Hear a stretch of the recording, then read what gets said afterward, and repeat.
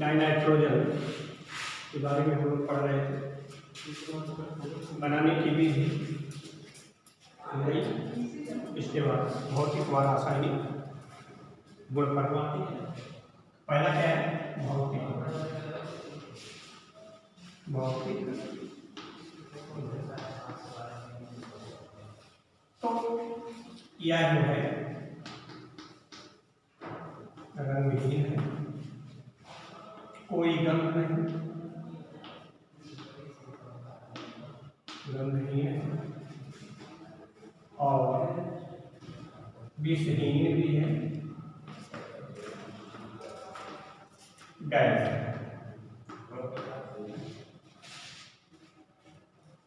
वायुमंडल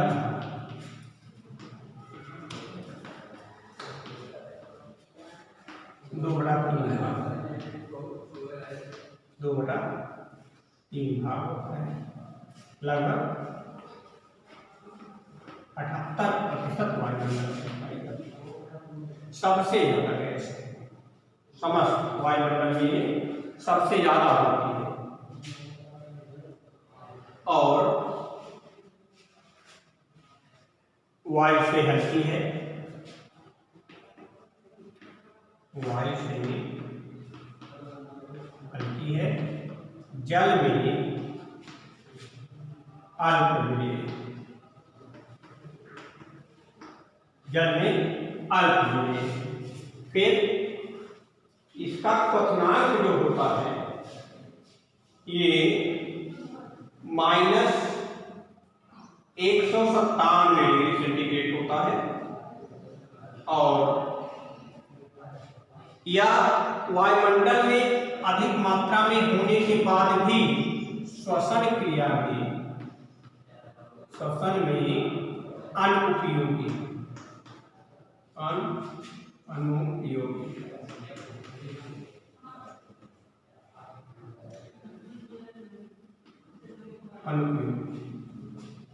तेरह इसका भौतिक गुण।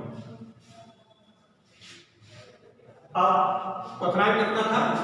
100 -195।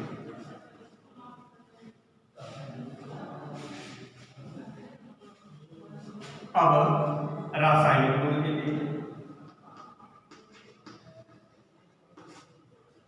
रासायनिक गुण मतलब इसके रासायनिक अभिक्रियाएं क्या क्या होती है, किन से अभिक्रिया करके क्या क्या यौगिक बनाता है। तो ना यह जलती है और ना ही जलने में सहायक है। तो लेकिन अगर मैग्नीशियम के साथ ये जले तो मैग्नीशियम नाइट्राइड बना, मैग्नीशियम नाइट्राइड बना लेती है।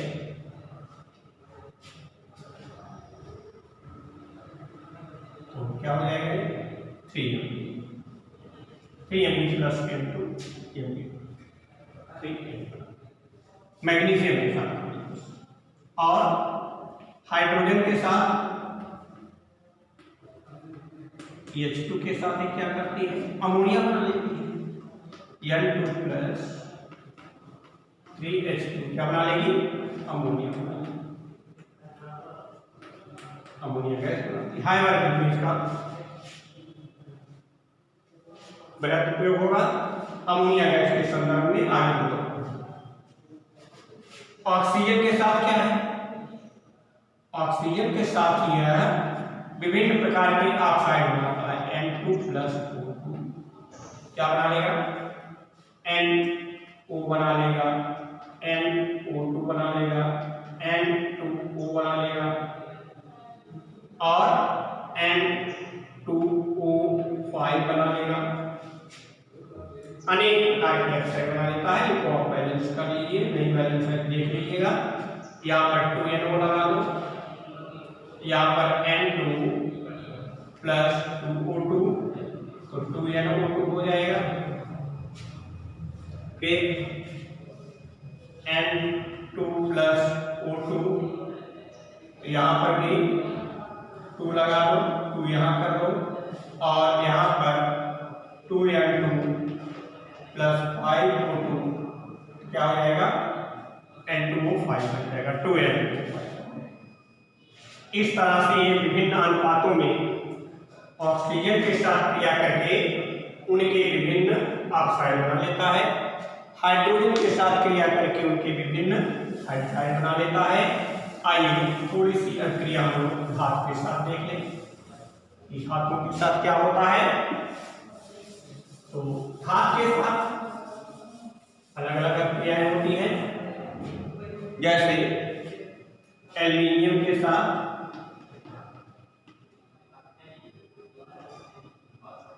एल्युमिनियम नाइट्राइड बना लेगा, एल्युमिनियम नाइट्राइड बना लेगा। कैल्शियम कार्बाइड के साथ एक क्रिया करके कैल्शियम साइनाइड बना लेगा,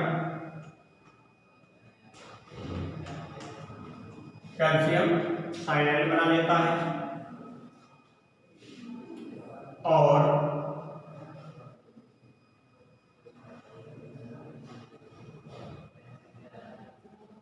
या अन्य धातुओं के साथ भी अपनी क्रिया को प्रदर्शित करता है। कैल्शियम साइनाइड अगर हम जल से क्रिया करा दें, CaCN ट्वाइस प्लस H2O, तो क्या बना लेगा, कैल्शियम कार्बोनेट बना लेता है और अमोनिया, कैल्शियम कार्बोनेट और अमोनिया कहते हैं। अगर कैल्शियम साइनाइड को जल के साथ लिप्त कराएं, इस तरह से यह विभिन्न धातुओं के साथ अपनी रासायनिक क्रियाओं को प्रदर्शित करता है। इसके अलावा यह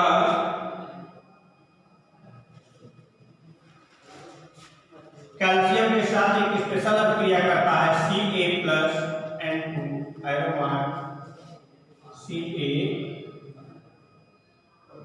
बना देता है, calcium cyanide Ca3N2 just like magnesium.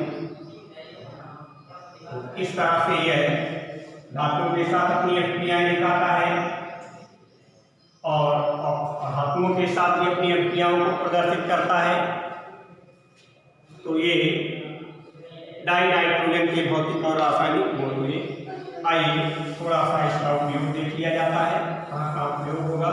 तो उपयोग इसके भौतिक और रासायनिक गुण में छिपे हुए हैं। या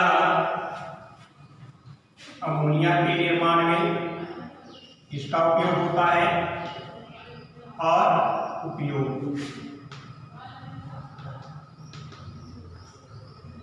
वायुमंडल संतुलन में भी इसका उपयोग है और साइनाइड निर्माण में भी इसका है। जैसे हाइड्रोजन साइनाइड, हाइड्रोजन कार्बन और नाइट्रोजन मिलकर के हाइड्रोजन साइनाइड बना देते हैं। और धातु नाइट्राइड के निर्माण में, जैसा कि आप लोगों ने भी देखा था, धातु नाइट्राइड के निर्माण में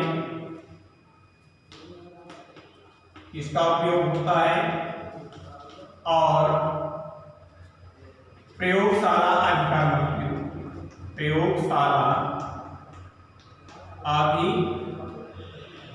के रूप में भी इसका उपयोग होता है।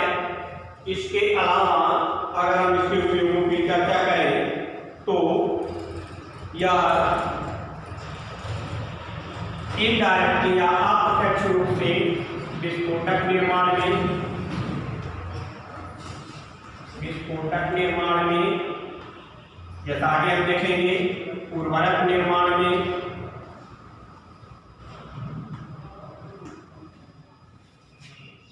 अन्य कई जगहों पर इसका उपयोग होता है। मुख्यतः 2-3 उपयोग आप लोग देख लीजिएगा।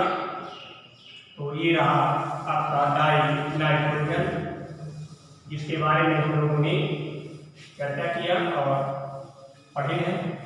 अब नाइट्रोजन का दूसरा यौगिक है अमोनिया। नाइट्रोजन का दूसरा यौगिक है अमोनिया। तो अमोनिया का संक्षिप्त परिचय देख लें हम लोग।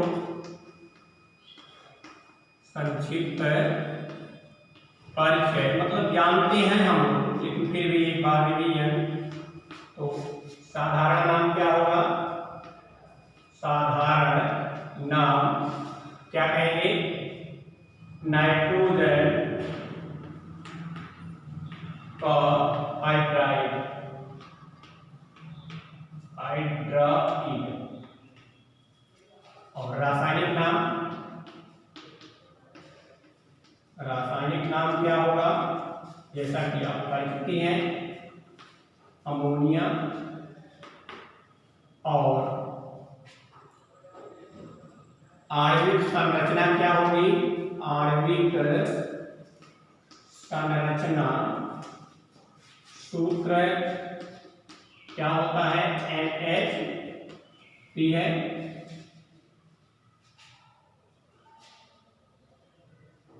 आणविक जिसका संरचना सूत्र हो जाएगा N, यहाँ पर लोन पेयर इलेक्ट्रॉन 3 हाइड्रोजन के साथ एकल सहसंयोजक बंध का निर्माण। तो ये आणविक सूत्र था और ये संरचना सूत्र था। इसका अवस्था क्या होगी? तो अमोनिया हम जानते हैं क्या है? गैस है।